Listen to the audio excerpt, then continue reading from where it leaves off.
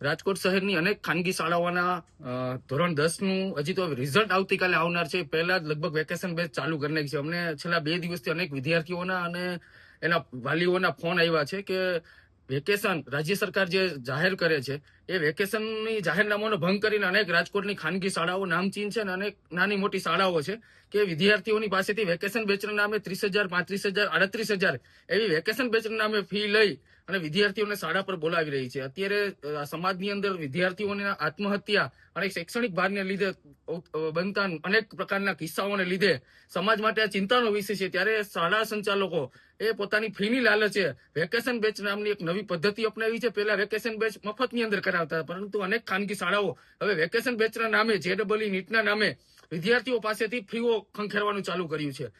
ગઈકાલે બરોડા ડીઓએ આ પ્રકારનો પરિપત્ર કર્યો છે કે કોઈ પણ ખાનગી શાળા વેકેશન દરમિયાન ચાલુ રહેશે અથવા તો શૈક્ષણિક કાર્ય ચાલુ રહેશે તેની ઉપર કાર્યવાહી કરવામાં આવશે, દંડ આપવામાં આવશે, તેમજ ડીઓ દ્વારા શૈક્ષણિક જે ચેકિંગ આવે સરપ્રાઇઝ એ કરવામાં આવશે. એટલે આજે અમે રાજકોટ જિલ્લા શિક્ષણ અધિકારીની આ બાબતે રજૂઆત કરી છે કે છેલ્લા 2 દિવસથી અનેક વિદ્યાર્થીઓના અને વાલીઓના ફરિયાદ આવે છે કે ભાઈ વેકેશન એ વિદ્યાર્થીઓને પારિવારિક લાગણીઓ માટે અને બહાર ફરવા પરિવાર માટે જવા માટે તણાવ મુક્ત થવાનો સમય છે અને રાજ્ય સરકાર વેકેશન બહાર પાડતી હોય તો એના માટેનો કોઈ આશ્રય હોય, એના કોઈ કારણો હોય.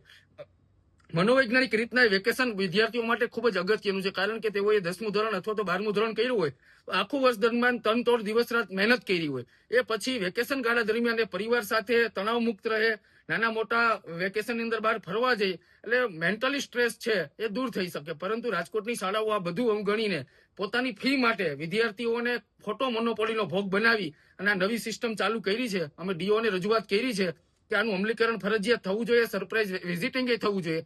જો આ નહીં થાય તો આવનારા સમયની અંદર જે શાળાઓ વેકેશનની અંદર ચાલુ હોય છે ત્યાં અમારે હલ્લાબોલની જરૂર પડશે તો અમે કરવાના છે.